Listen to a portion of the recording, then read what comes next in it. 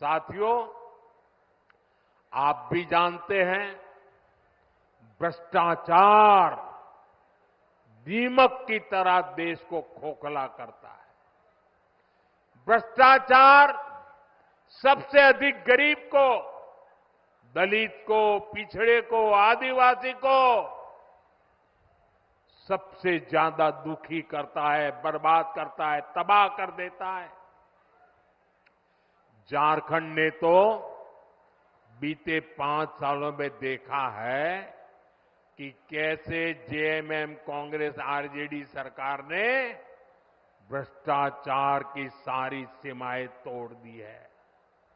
मुख्यमंत्री हो, मंत्री हो, विधायक हो, सांसद हो, ऐसा कोई बचा नहीं जिन पर भ्रष्टाचार के संगीन आरोप नहीं है। जेएमएम के मंत्री के लोगों के पास से क्या निकलता है? नोटों के पहाड़। क्या निकलता है?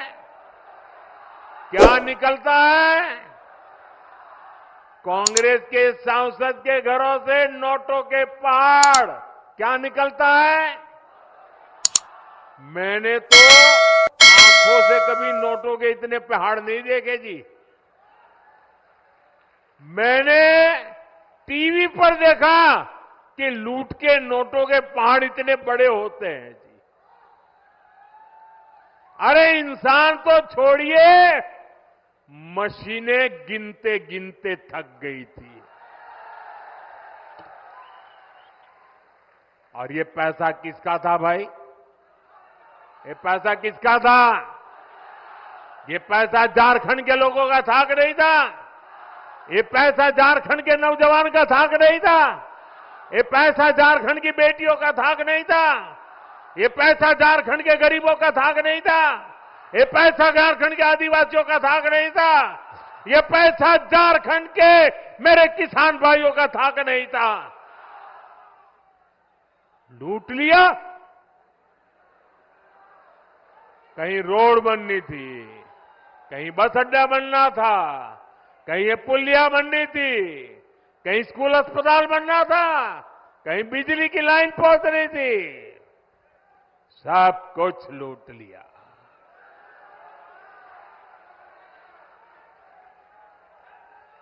आपके हक का, आपके अधिकार का ये इन्होंने लूटा है।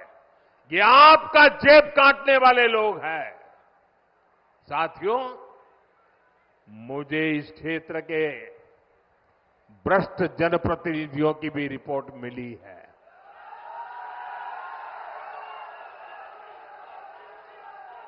इन्होंने तो आपके हक के पानी के नल तक को नहीं छोड़ा।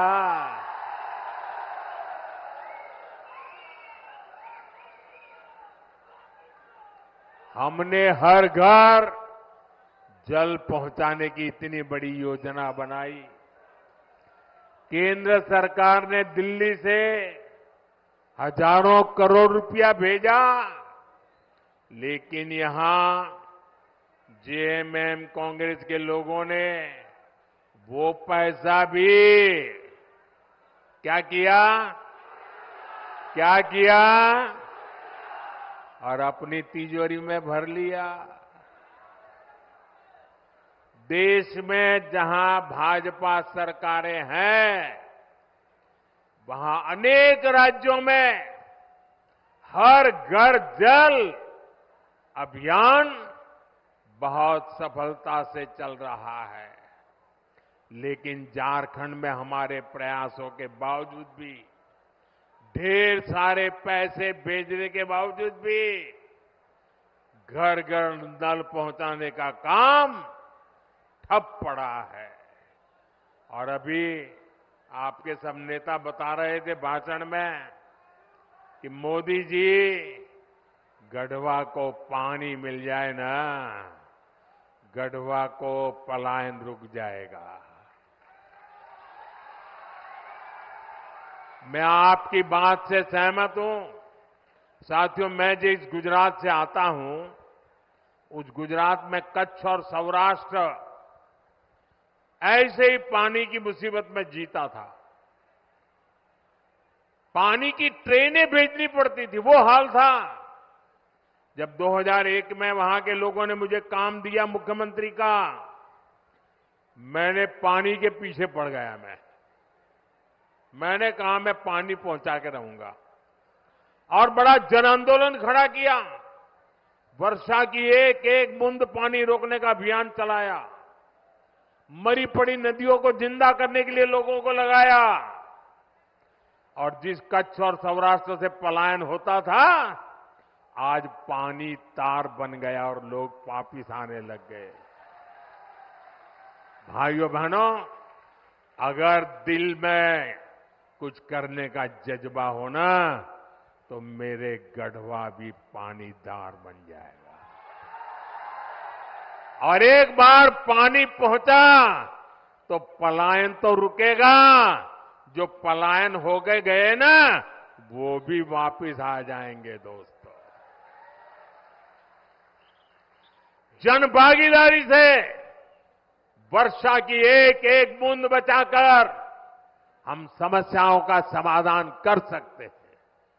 साथियों, आज एक क्षेत्र बालू तस्करी का बहुत बड़ा केंद्र बन चुका है।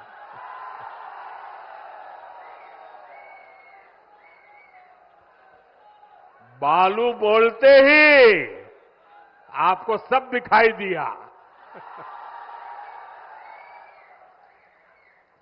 सच्चाई ये है कि झारखंड की सरकार माफिया की गुलाम बन गई है। जनता पलायन के लिए मजबूर है और ये लोग सरकारी ठेकों में बंदर बांट करने में व्यस्त है। यहां पर काम धंधा बंद होता जा रहा है, लेकिन ट्रांसफर पोस्टिंग का धंधा खूब फल फूल रहा है। इसलिए आपको याद रखना है, जेएमएम, कांग्रेस, आरजेडी ने ये जो माफिया तंत्र बनाया है ना, भाजपा एनडीए को दिया आपका हर वोट उस पर चोट करने के लिए देना है। साथियों, झारखंड के नौजवानों में टैलेंट की कमी नहीं है। देश ने युवाओं का टैलेंट, ये हमारे झारखंड की बेटियां, हमारे झारखंड के बेटे खेल के मैदान में झारखंड का जज्बा दिखाते हैं। झारखंड के युवाओं का सामर्थ्य बढ़े, उन्हें नए अवसर मिले, ये सरकार की जिम्मेदारी होती है। लेकिन जेएमएम, कांग्रेस, आरजेडी ने झारखंड के युवाओं के साथ भी धोखा ही किया है। बीते 5 वर्षों में झारखंड के नौजवानों के साथ क्या क्या हुआ, ये भी आपने देखा है। इन लोगों ने झारखंड के नौजवानों के लिए बेरोजगारी भत्ता देने का वादा किया था, लेकिन ये वादा पूरा नहीं किया। वादा किया था कि नहीं किया था? वादा किया था कि नहीं किया था?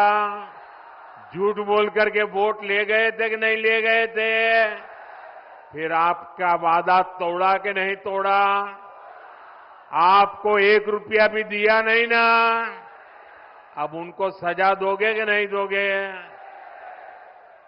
साथियों, इतना ही नहीं, भर्तियों में धांधली, पेपर लीक, ये तो जैसे यहां का उद्योग बन गया। उद्योग सिपाही भर्ती के दौरान जेएमएम सरकार की लापरवाही के कारण कई नौजवानों की दुखद मृत्यु हो गई।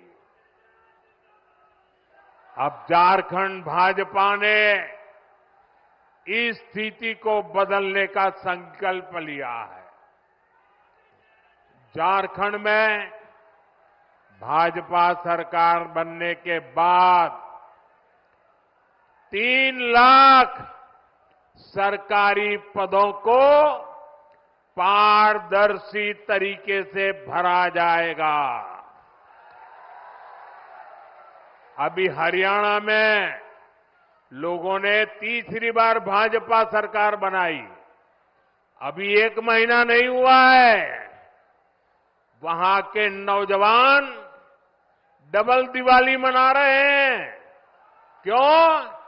सरकार ने आते ही बिना खर्ची, बिना पर्ची 25,000 लोगों को रोजगार दे दिया।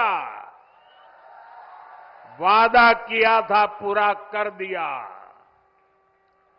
लाखों नौजवानों के लिए युवा साथी भत्ता देने का संकल्प भी लिया गया है। युवा साथी भत्ते के तौर पर यहां युवाओं को 2,000 रुपया दिए जाएंगे। सभी परीक्षाओं के लिए वार्षिक कैलेंडर जारी होने से पेपर लीक माफिया पर भी लगाम लगेगी। केंद्र सरकार पहले ही पेपर लीक करने वालों के लिए सख्त सजा देने का कानून बना चुकी है। साथियों, हमने लोकसभा चुनाव के दौरान देश के करोड़ों नौजवानों के लिए रोजगार, इंटर्नशिप और कौशल विकास की गारंटी दी थी। पहले 100 दिन के भीतर ही इसके लिए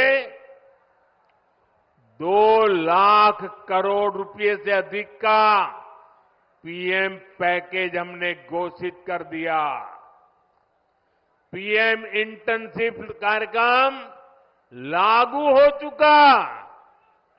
इसके तहत हजारों नौजवानों ने रजिस्ट्रेशन भी कर लिया है।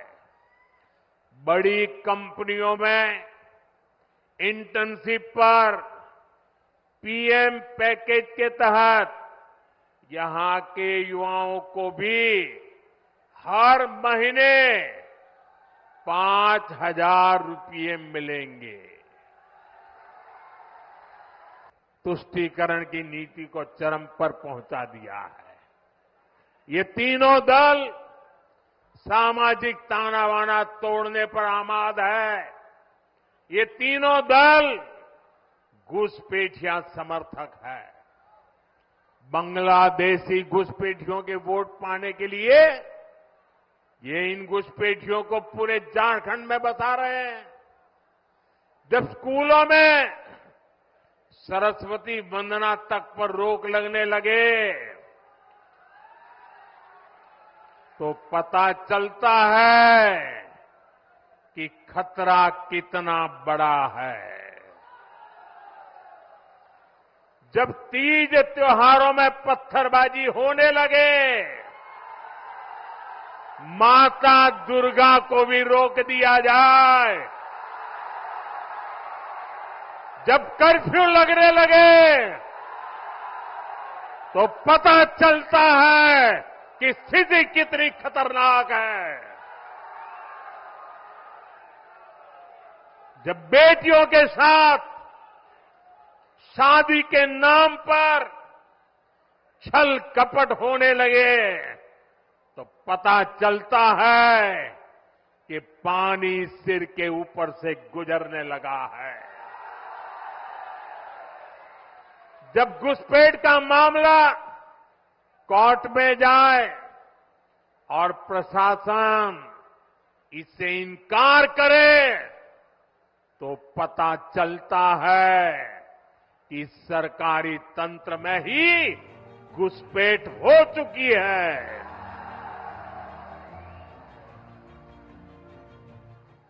ये आपकी रोटी भी छीन रहे हैं, ये आपकी बेटी भी छीन रहे हैं और ये आपकी माटी को भी हड़प कर रहे हैं।